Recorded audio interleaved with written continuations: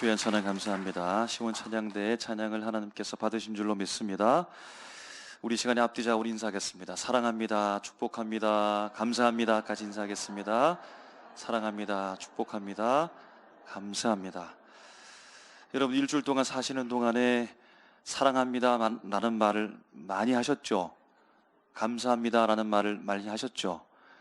사회에서는 세상에서는 잘 못해도 우리 교회에서는 사랑합니다, 축복합니다, 감사합니다 라고 말할 수 있습니다.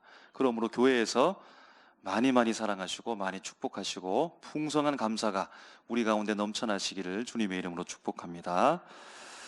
여러분 그동안도 그러하고 계속해서 잘 지내오시죠? 신앙생활 잘 해오고 여러분 계십니까? 잘이라는 말이 참으로 애매합니다. 어느 정도일까? 높이는 어느 정도일까? 그 깊이는 어느 정도일까? 라고 말하지만 믿음의 사람에게 있어서 신앙생활하면 이미 서로 말하지 않아도 기준점이 공통으로 우리 가운데 규정되어 있을 것입니다. 그래서 신앙생활 잘 하십니까? 라고 하면 나름대로의 생각을 가지고서 기준을 정하고 자신을 바라보고 판단하게 됩니다. 그럼 신앙생활, 신앙이라는 말은 기독교 교의 용어는 아니지만 기독교 언어화 되어서 믿음의 사람, 교회 다니는 사람에게는 당연히 신앙생활, 신앙에 대한 얘기를 합니다. 그래서 여러분 우리에게 익숙한 이 신앙생활이라는 말에 대해서 한 번은 그 의미가 무엇일까, 그 내용은 무엇일까 생각해 보는 것은 꼭 필요한 것 같습니다. 단어를 볼 때요, 한자로 보니까 신앙하니까 믿을 신, 우러를 앙입니다. 믿으면서 우러러 본다, 믿고 우러러 본다라는 뜻이죠. 이 말씀을 풀어서 보면 신이나 초여자연적인 절대자를 믿고 받드는 일이 신앙이라고 합니다. 신앙생활이라는 말도 다르지가 않는데요, 절대자를 믿고 따르며 종교에 의지하는 영적인 생활을 신앙생활이라고 말한다는 겁니다. 사랑하는 삼일교회 성도 여러분 절대자 되신 주님을 바라보면서 그분을 받들고 예배하고 계시죠? 절대자 되신 그 하나님을 바라보면서 믿고 그분을 따라가며 우리의 삶을 주님께 전적으로 의지하는 영적인 생활을 여러분 잘하고 계시지요? 스스로 한번 생각해 보시기 바랍니다. 나는 신앙을 가지고서 신앙생활을 잘하고 있는가? 아니면 내 신앙은 좀 부족한가? 겸손해서 물론 그렇게 말할 수도 있겠습니다. 한번 생각해 보시기 바랍니다. 내 신앙이 좋다면, 내가 신앙생활을 잘한다고 한다면 나는 무엇을 지금 하고 있기 때문에 신앙생활을 잘한다고 말할까? 내 신앙은 부족하다고 한다면 나는 무엇이 부족하기 때문에, 나는 무엇을 하지 못하기 때문에, 어느 정점에 이르지 못했기 때문에 나는 부족하다, 신앙심이 좋지 못하다, 신앙생활을 잘하지 못한다라고 이렇게 여러분 평가하십니까? 그럼 교회는 성도들을 돕습니다. 무엇을 도울까요? 사업을 돕고 돈 잘 버는 것을 돕는 것이 아니라 그것은 두 번째, 세 번째인 것이고 신앙을 돕는 것이 교회인데, 여러분 도움이 필요하다면, 교회로부터 도움을 받는다면 여러분 어떤 도움이 우리에게 필요할까요? 신앙생활, 오늘 본문을 통해서 제자들을 바라보면서 그 신앙을 찾고자 원합니다. 그럼 제자들도 과연 신앙을 가졌을까라고 이렇게 질문할 수 있는데, 그럼 신앙이 가지고 있는 그 요소를 제자들도 가지고 있습니다. 예수님을요, 그는 믿고 받들며 따랐지요. 그분을 항상 따르면서 영적인 생활을 하며 하나님 나라를 이루면서 살았기 때문에 이 제자들도 신앙심을 가지고서 신앙생활을 했다라고 볼 수 있겠습니다. 여러분 우리와 차이점이 있다라고 한다면, 우리는 눈을 씻고 보아도 예수님이 보이지 않는데, 그런데 그들은 마음만 먹으면 예수님을 충분히 볼 수 있는 그 환경과 여건 속에서 주님을 바라보며 따르면서 신앙심을 품고 신앙생활 했다라고 하는 것이 우리와 차이점이 있겠습니다. 그럼 제자들은 예수님을 바라볼 때 대단한 분으로 봅니다. 참으로 대단하다. 그도 그럴 것이 오늘 본문 직전에 보면 우리가 잘 알고 있는 그 유명한 오병이어의 기적적 사건을 예수님께서 펼쳤기 때문입니다. 빈들의 수많은 백성들이 주님 앞에 나와서 하나님의 말씀을 듣습니다. 하나님의 나라가 무엇인지 예수님의 입술을 통하여서 그들이 귀담아 듣습니다. 날이 이미 저물었는데 그러면 그들을 집으로 돌려보내면 되겠지만 예수님께서는 측은히 바라보십니다. 불쌍히 긍휼히 여기면서 바라보시고 그들을 그냥 돌려보내지 않으시며 오병이어를 가지고서 남자만 5,000명 수많은 사람을 배불리 먹이시고 그것도 음식을 남게 하시는 하나님의 풍성한 은혜를 그들에게 보이십니다. 여러분, 그러니까 어떻게 이런 분이 계실까요? 어떻게 이런 기적적인 사건을 모든 사람에게 베풀고 충분히 먹일 수 있는 이 대단한 분이 계실까요? 그러므로 예수님은 절대자가 맞지요? 우리가 받들어야 될 분이 맞지요? 예배받기에 합당하신 분이 아니겠습니까? 분명 예수님은 대단하신 분, 놀라우신 분, 신앙심을 우리가 품고 신앙해야 될, 신앙생활로 해야 될 우리의 대상이 여러분 분명히 맞는 것 같습니다.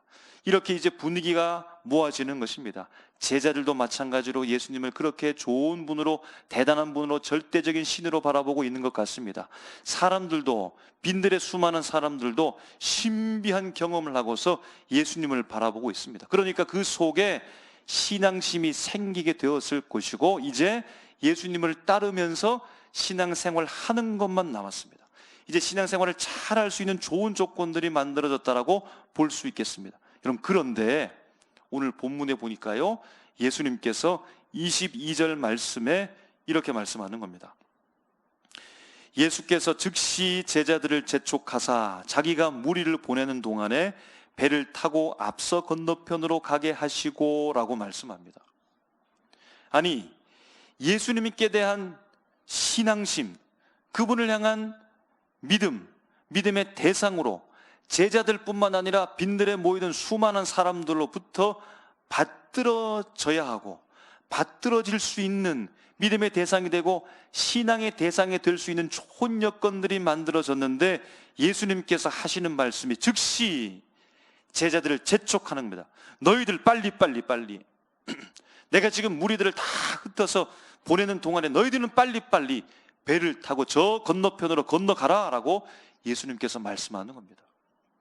아니, 이 좋은 상황에서요, 예수님을 바라보는 신앙심이 생겨나고 이제 예수님을 따르는 신앙생활로 나갈 수 있는 저러기에 좋은 여건이 만들어졌는데 예수님께서 신앙의 이 시작점 그리고 앞으로 좋게 되는 이 모든 것들을 흩어버리는 겁니다. 사람들을 흩어버립니다. 제자들을 무리와 분리시키고 있다는 겁니다. 아니, 예수님께서 정말로 신앙을 원하실까요? 신앙생활 하기를 원하시는 걸까요? 아니면 아닌 겁니까? 여러분, 오늘 본문의 사건은 유명한 본문이기 때문에 마가복음에도 기록되어져 있고 요한복음에도 기록되어져 있습니다. 특별히 요한복음 6장 14절 15절 말씀에 보면 이렇게 기록합니다. 그 사람들이 예수께서 행하신 이 표적을 보고 말하되 이는 참으로 세상에 오실 그 선지자라 하더라. 그러므로 예수께서 그들이 와서 자기를 억지로 붙들어 임금으로 삼으려는 줄 아시고 다시 혼자 산으로 떠나 가시니라. 아멘. 수많은 무들이 예수께서 행하신 그 표적 곧 오병이어의 기적서 사건을 보고서는 그들이 생각하기를 이 사람이구나, 이 사람이 참으로 세상에 오실 선지자구나. 여러분, 여기까지는 좋았는데 그런데 예수님이 어떻게 생각하는 겁니까? 억지로 붙들어 임금으로 삼으려고 했다는 겁니다. 여러분, 예수님이 이 땅에 임금 왕으로 오셨지만 구원자로 오셨는데 그들의 먹을거리를 제공해 주는 사람 곧 세상 임금으로 오시지는 않았습니다. 물론 그들의 필요를 채워주는 분으로 왔지만 그런데 이들은 지금 어떻게 생각하는 것입니까? 예수를 구원자, 우리의 영혼과 육체 전 인격의 구원자로 생각하는 것이 아니라 우리의 먹을거리를 해결해 주는 세상 임금으로 생각하는 바로 오해에 빠졌다는 겁니다. 그래서 예수님은 그들을 흩어버리시고 제자들과 분리시켜서 제자를 빨리 저 건너편으로 건너가게 하셨다는 겁니다. 무리들이 우리의 배부르게 할 세상 임금, 우리의 임금으로 삼으려고 하는 예수님의 그 마음속에 그들이 어떻게 생각하는 바를 주님은 알고 계셨고 그들이 신앙이 시작되지 않았으며 신앙이 왜곡됨을 주님께서는 아셨기 때문에 빨리 흩어버리시고 제자들도 마찬가지입니다. 제자들도 예수님을 온전하게 구주 메시아로 바라보지 않고 정치적 임금으로 바라보면서 무리들과 결탁해서 그들을 선동해서 예수님을 억지로 임금 삼으려고 했던 사실도 주님이 알고 계셨기 때문에 빨리 즉시 배를 타고 저 건너편으로 가라고 예수님께서 말씀했던 겁니다. 여러분, 여기에서 우리가 한 가지 알게 되는 것은 제자와 무리를 통하여 신앙을 가지고서 신앙 생활하는 데 있어서 빼버려야 될, 제거해야 될 요소를 우리가 본다는 겁니다. 그럼 그것이 무엇입니까? 신앙 생활을 잘 하기 위해서는 믿음의 대상인 예수님에 대하여 오해해서는 안 되겠다는 겁니다. 오해하지 말고 바른 이해를 가질 때 바른 믿음을 가질 수 있겠다라고 하는 이 사실을 우리가 알 수 있을 것 같습니다. 바로 신앙에 있어서 제거돼야 될 요소, 예수님에 대한 오해가 사라져야 한다는 겁니다. 무리를 흩으시고 제자들을 배 태워 먼저 보내신 예수님은 그 밤에 산으로 올라가십니다. 이런 목적은 기도하러 가시기 위함입니다. 그럼 낮 동안에 얼마나 예수님께서 피곤하셨을까요? 수많은 사람들을 만나면서 그들을 다 통제하면서 조용히 하고 집중하게 해서 하나님의 말씀을 잘 증거해야 되니까 얼마나 많은 에너지를 투자하셨을까요? 그래서 무척이나 피곤하셨을 텐데, 그러면 좀 쉬셔도 될 텐데 예수님께서는 곧장 산으로 올라가 혼자 하나님을 향하여 기도하신다는 겁니다. 그럼 예수님의 마음은 어떨까요? 자신의 에너지를 다 투자하고 집중해서 사람들을 모아서 그들에게 하나님의 나라에 대해 선포하고 복음이 무엇인가를 알려주며 구약시대 때 선포되었던 그 율법의 말씀이 오늘 우리에게 어떤 의미로 다가오는지에 대해서 예수님께서 친히 설명해주는 그 노력과 그 정성과 에너지를 다 쏟는 그 열정을 통해서 그들에게 말씀을 선포했는데, 수많은 무리들이 자신을 오해하니까요, 제대로 바라보지 못하니까요, 배를 부르게 할 세상 임금으로 생각하고 있으니까 예수님께서 그 마음이 어땠을까요? 아마 그들을 위해서도 기도했을 것입니다. 제자들은 다를 줄 알았는데, 제자들은 이만큼 나와 함께 있으니까 그들의 신앙도 대단히 높을 줄 알았는데, 그런데 무리들과 별반 다르지 않습니다. 예수님이 정치적 메시아가 되어져서 로마 정권을 무너뜨리고 다시 회복될 이스라엘 백성의 나라를 세워줄 그분으로 이해하고 있으니까 예수님도 그 마음 가운데 얼마나 안타까움이 있었을까요? 제자들을 위해서도 예수님께서 기도했을 것입니다.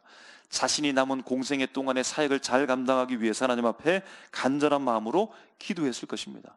그럼 기도는 예수님에게 있어서 선택이 아니라 필수였음을 우리가 바라봅니다.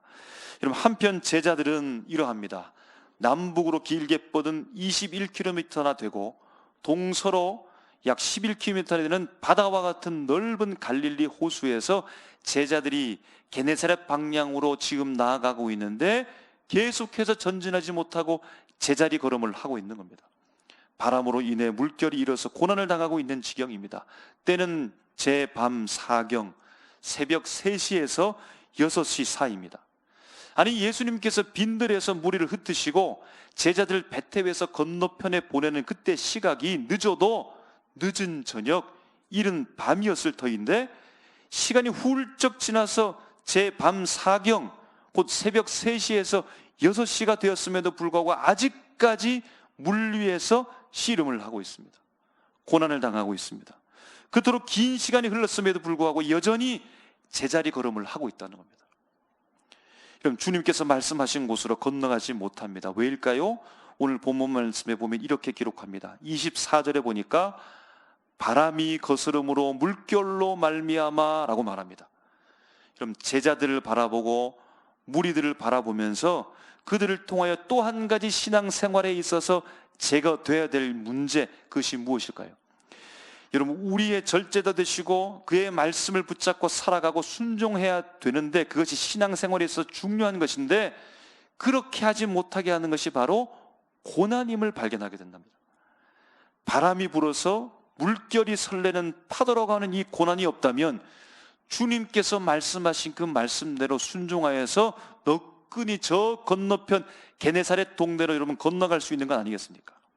고난만 없으면요, 바람만 불지 않으면요, 물결 큰 파도만 있지 않으면 주님이 명령했던 그 명령을 충분히 수행할 수 있다는 사실을 우리가 알 것 같습니다. 신앙생활 잘 하는 데 있어서 주의 말씀 가운데 순종하고 그대로 따르기 위해서 제가 돼야 될 두 번째 요소, 그럼 그것이 무엇입니까? 고난만 없으면 이라는 생각입니다. 여러분, 구원자로 오신 그 예수님께서 자신을 오해하고 말씀하신 대로 순종하지도 못하는 연약함 가운데 처해 있는, 고난당하고 있는 제자들에게 그 깊은 밤에 예수님께서 찾아가십니다. 그럼 한 명도 아니고 두 명도 아니고 12명, 그 속에는 어부 출신 수많은 사람들이 있는데, 그럼 그들에게 명령해서 충분히 그 건너편으로 갈 수 있을 것이라고 예수님께서 예상할 수 있고, 그러면 기도를 마친 이후에는 편안히 다른 곳으로 가서 주무시고 쉬셔야 되는데, 주님은 고난당한 들의 제자들의 형편을 알고 계신다는 겁니다. 그래서 예수님께서 그들에게 찾아오십니다. 예수님은 절대자요, 세상 임금에 머무는 자가 아니요 초월의 신이심을 증명이라도 하듯이 바다 위를 예수님께서 걸어서 제자들에게 가십니다. 그 광경을 본 제자들이 깜짝 놀라서 소리까지 지르는 거죠. 여러분, 우리도 그럴 때가 있죠. 모르는 물체가, 미학인 물체가 계속해서 우리 앞으로 다가오게 되면 얼마나 공포스럽습니까? 그 물체가 확인되지 않았는데 계속해서 제자들 향해서 오니까 이들이 소리 지르면서 두려움에 휩싸여 있습니다. 그때 예수님께서 즉시 말씀하십니다. 안심하라, 나니 두려워하지 말라. 여러분, 아멘이십니까? 안심하라, 나니 두려워하지 말라. 주님의 음성입니다. 그럼 이 말씀 이후에 제자들의 반응이 대단히 중요합니다. 이 모습을 통하여서 신앙생활에 있어서 무엇이 필요할까 우리가 한번 생각해 볼 수 있다는 겁니다. 주님이 말씀하죠. 안심하라, 나니 두려워하지 말라. 주님의 말씀 가운데 두려움과 공포 속에 서 있는 12명의 제자 중에 베드로가 대답합니다. 여러분, 바로 이것이 아닐까요? 우리의 절대자요 믿음의 대상인 주님의 말씀 앞에 응답하는 것, 여러분, 그것이 신앙생활 잘하는 것이 아닐까요? 바로 그 일을 베드로가 지금 시행하고 있습니다. 베드로는 대단합니다. 이 말을 합니다. 모든 사람들이 다 두려워 떨고 있는 공포 속에서 주여 만일 주님이시거든 이라고 주님을 향하여서 말씀한다는 겁니다. 여러분, 이 말은 주님인지 아닌지 몰라서 부정과 의심 때문에 말한 말이 아니라 주님을 향하여 확인했고 주님을 확신하는 마음으로 말한 반응이라는 겁니다. 여러분, 이것을 통해서 우리가 신앙생활에서 필요한 요소가 무엇일까요? 주의 말씀에 응답하면서 주님을 확신해야 되지 않을까 생각해 봅니다. 신앙생활에서 뜨뜻미지근한 것이 아니라 확실하게 주님을 바라보는 것이 바로 우리가 신앙생활 잘하는 귀한 요소가 아닐까 그렇게 생각해 본다는 겁니다. 베드로는 참으로 대단합니다. 용기를 가졌습니다. 거기에 멈추지 않고서 말씀을 이어가죠. 주님, 나를 명하사 물 위로 오라고 하여 주시옵소서라고 말하는 겁니다. 그럼 용기가 대단하죠. 신앙생활에 있어서 신앙을 잘 감당하기 위해서는 그럼 이러한 용기, 담대함이 필요하지 않을까요? 응답하고 주님을 향하여 확신을 가지고 선포하면서 용기 있게 나아가는 것, 여러분, 그것이 바로 신앙생활 잘한다라고 볼 수 있지 않겠습니까? 바로 이 모습을 베드로가 우리에게 보여주고 있는 겁니다. 주님임을 확신하면서 그 주님의 말씀에 응답하면서 담대하게 용기를 내어서 명령을 받아서 선포하듯 바다로 뛰어내려서 나아가는 이 광경, 여러분, 참 신앙생활 잘하는 것처럼 보인다는 겁니다. 그런데요, 베드로가 물에 빠져갑니다. 주님의 응답 가운데 응답하고 주님 이미 확인하고 확신하면서 담대함과 용기를 가지고 바다로 뛰어들었던 최고의 신앙의 정점에 있을 것만 같았던 신앙생활 잘하는 요소를 다 갖춘 것 같던 그 상황 속에서 베드로가 물에 빠져간다는 겁니다. 물 위를 걷던 그의 발이 물에 빠집니다. 자유롭게 몸을 놀리면서 물 밖 공간으로서 자유를 가지고 나갔던 그의 몸이 물속에 잠기기 시작합니다. 그의 신앙이 물에 잠깁니다. 그의 신앙생활이 무너지는 겁니다. 아니 그렇게 주의 말씀에 응답하며 확신을 가졌고 그뿐만 아니라 담대함을 가지고 용기 있게 물 위로 뛰어내렸는데 신앙 좋은 사람인 줄 알았는데 두려움에 휩싸여서 소리를 치는 겁니다. 살려달라고, 살려달라고, 주님 살려달라고, 살려달라고. 이런 베드로의 응답도 그의 확신도 무너지는 것일까요? 베드로의 용기도 사라진 것일까요? 베드로의 선포도 그의 담대함도 다 물거품이 되어버린 것입니까? 여러분, 우린 지금까지 신앙이 무엇인지, 신앙생활이 무엇인지, 신앙생활을 잘하는 것이 무엇인지 무리들과 제자들을 바라보면서 우리가 제거해야 될 요소들과 필수 요소들을 생각하면서 조금씩 조금씩 우리가 신앙을 완성하면서 지금까지 왔는데 무엇이 장애물이고 무엇이 우리에게 유익된 것인지 찾아보았는데, 그래서 이 그 갇힌 인물이 바로 베드로가 아닐까? 베드로를 바라보면서 우리가 모범을 따라서 나아가고 싶었는데 베드로 그가 물에 빠집니다. 그가 무너집니다. 신앙이 무너지고 물거품이 되어갑니다. 여러분, 어떻게 하면 될까요? 우리를 한번 생각해 보십시오.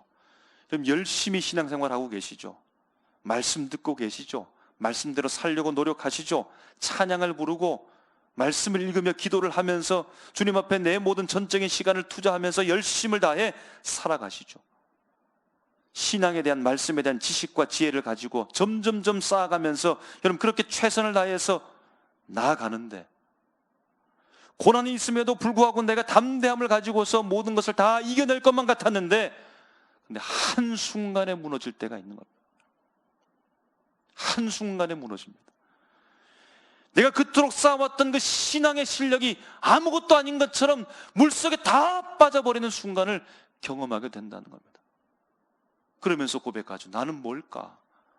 나는 도대체 어떻게 살아왔을까? 내가 가지고 있던 신앙은 뭘까?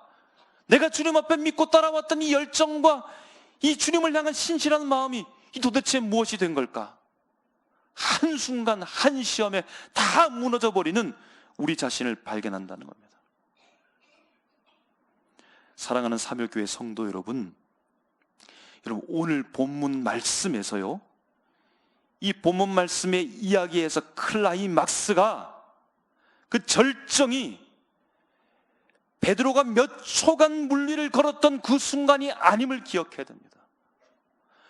오늘 말씀에 있어서 가장 절정은, 최고조는 물에 빠져 송두리째 다 잊어버리고 모든 것이 잠식되어진 그 순간에 예수님께서 미리 찾아오셔서 그가 살려달라고 손을 내면 그 손을 붙잡아 구원하는 그 순간이 최절정 클라이막스라는 사실을 아셔야 합니다.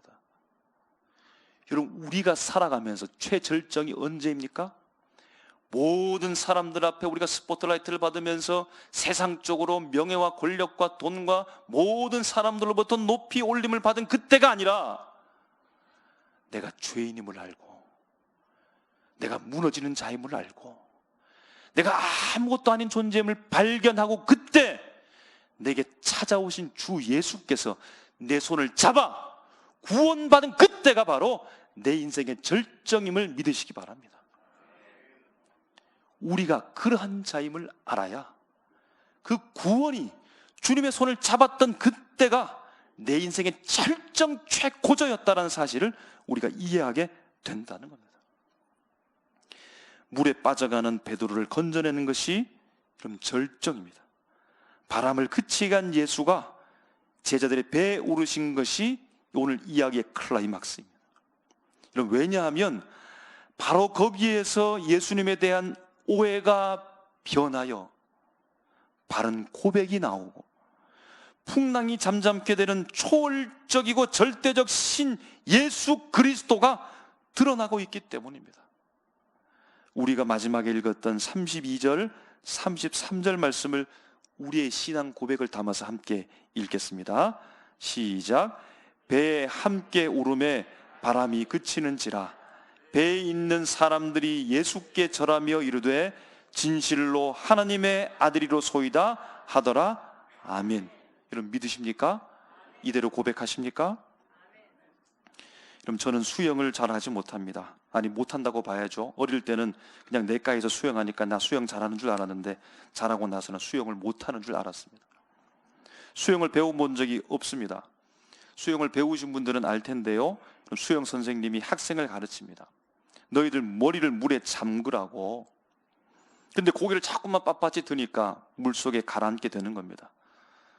선생님이 시범을 보입니다. 이렇게 하라고 보여준 이후에 겨우 따라하는가 싶더니 또다시 머리를 하늘 향해 드니까 물에 첨벙거리면서 물에 빠져갑니다. 얕은 물임에도 불구하고 벌버둥 치면서 물을 먹습니다. 또다시 보여주고 건져주고 자세를 잡아주고 시범을 보여주고 반복합니다. 여러분, 이 전체가 수영이죠. 이 전체가 수영을 배우는 거죠. 이 전체가 수영 생활입니다.